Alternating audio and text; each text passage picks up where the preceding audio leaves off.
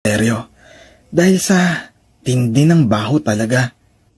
At nung tangkang bubuksan na po sana ni Tito Emil, nang magulat po kami na nakabungad po yung ulo ng matandang lalaki sa bintana. Nakakunot ang noo nito at nagwika ng, Gusto niyo pa buksan ko para sa inyo? Sino kayo? At bakit kayo nandito? Anong ginagawa niyo? Nagpapahinga kami ng asawa ko. Huwag niyo kaming gambalain. Pasensya na po kayo. Pansin lang po kasi namin na bigla na lang po nagkaroon ng bahay dito. Halos dito na rin po kasi ako lumaki. At madalas po ako dito. Nagtaka lang po ako. May nakatirik na palang bahay dito. Yun lang po. Pasensya na po. Huwag niyo nang uulitin to. Kung ayaw yung gambalain ko kayo. napansin ko po sa matandang lalaki habang nag-uusap sila ng tito ko. Pansin ko ang mukha nito. Payat ito at nanunuyot ang balat. Maitim ang labi at yung ipin nito sobrang didilaw at hiwa-hiwalay. Yung ilalim ng mga mata nito sobrang lalim at yung mata akala mo may hepa ka misteryo.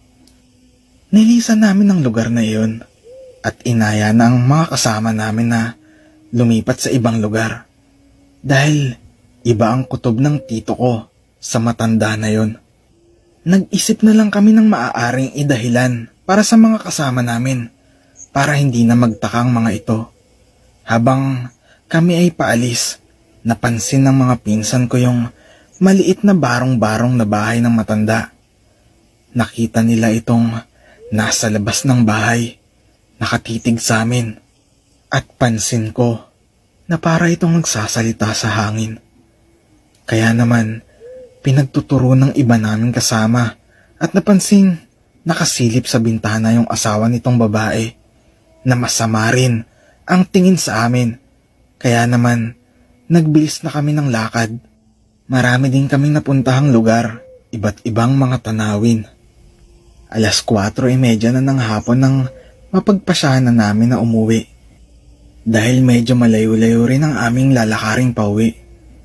Habang kami ay naglalakad, nakakarinig po kami ng nag-aangil na aso na tila ba ay galit na galit ito. Nagwawasiwas ang mga sanga at halaman na para bang ito ay iniikutan lang kami. Kabilaan ang bawat lingon naming magpipinsan. Sabay nagwika itong si Tito Emil. Huwag kayo mataranta kung ano man ang umaaligid sa atin. At wala din tatakbo. Sabay-sabay tayong lalabas sa gubat na to. Awa naman ng Diyos, nakalabas kami ng matiwasay. Unti-unti ay natatanaw na namin ang bahay ng aming lolo at lola. Tanaw din namin na merong tao sa labas ng bahay. Meron itong hawak na gasera. Si Lolo Juanito pala. Inaantay kaming dumating. Maya-maya pa ay sinabihan ako ni Richard na meron daw 2 nilalang sa may bungad ng gubat ang nakatingin sa amin. Isang aso at isang baboy. Parehas itong itim at medyo malaki. Pakiramdam ko, hindi ito pangkaraniwan at hindi din ito gumagalaw sa kinaroroonan nila. Bagkus, nakatuon lang ito sa amin.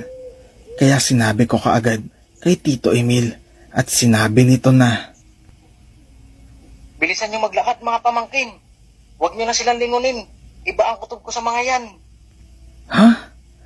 Ano pong ibig mong sabihin, Tito Emil? Basta sundin niyo na lang sinabi ko. Hanggang sa marating na nga namin ang bahay at nagwika naman si Lolo Juanito. Oh,